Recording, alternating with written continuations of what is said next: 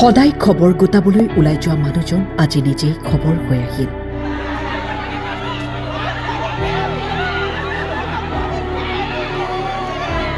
শ্যামল চন্দ্ৰ ৰায়ৰ মৃত্যুৰ খবৰ পাই ভৰি পৰিল গুণমুগ্ধৰে।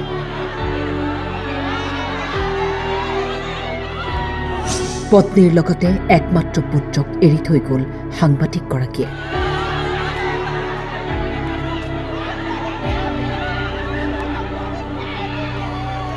আগমনিত জ্যেষ্ঠ সাংবাদিক শ্যামল চন্দ্ৰ ৰায়ৰ মৃত্যুত শোকৰ ছাপ। নিউজ লাইভ আৰু নিয়মীয়া বাৰ্তাৰ সংবাদদাতা হিচাপে 2015 চনৰ পৰাই কৰ্মৰত আছিল শ্যামল চন্দ্ৰ ৰায়। কালি হঠাৎ সাংবাদিকগৰাকী অসুস্থ হৈ পৰাত তাৎক্ষণিকভাৱে তেওঁক ICUত ভৰ্তি কৰোৱা হয়। কিন্তু নিয়তিৰ লিখন কোনে মুচিব পাৰে? কেইটামান মুহূৰ্তৰ ভিতৰতে নিজেই খবৰ হৈ আহিল শ্যামল চন্দ্ৰ ৰায়।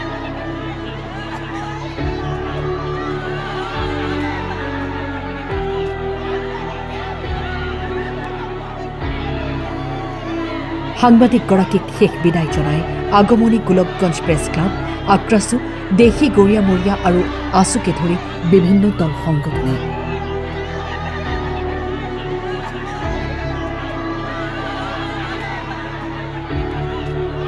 খুবই মৰ্মান্তিক, বেদনাদায়ক, ভাষাৰে প্ৰকাশ কৰিব নোৱাৰা ঘটনা আজি আমাৰ মাজত অনাকাংক্ষিতভাৱে ঘটি গ'ল। তালৈ আমি খুবই দুখিত, মৰ্মাহন্ত আৰু মৰ্মান্তিক। শ্যামল ৰায় এজন নিষ্ঠাৱান সমাজসেৱক আছিল।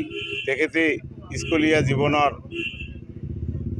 শিক্ষা সমাপ্ত কৰি আক্ৰাছুত তেখেতে যোগদান কৰিছিল আৰু আক্ৰাছুত যোগদান কৰি বিভিন্ন পদত থকাৰ পিছতো তেখেতে আক্ৰাছুৰ আগমনী আঞ্চলিকৰ সভাপতিৰ দায়িত্ব পালন কৰিছিল। তেখেতে আমাৰ কোচ ৰাজবংশী সাহিত্য সভাৰো আগমনী শাখাৰ সভাপতিৰ দায়িত্ব বৰ্তমানলৈকে পালন কৰি আছিল।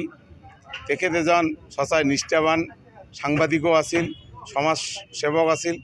তেখেতৰ আজি যি আকস্মিক কাৰণত তেখেতে মৃত্যুবৰণ কৰিল, তালৈ আগমনী অঞ্চলবাসী তথা অত্ৰ অঞ্চলত শোকৰ ছাপ পৰিছে।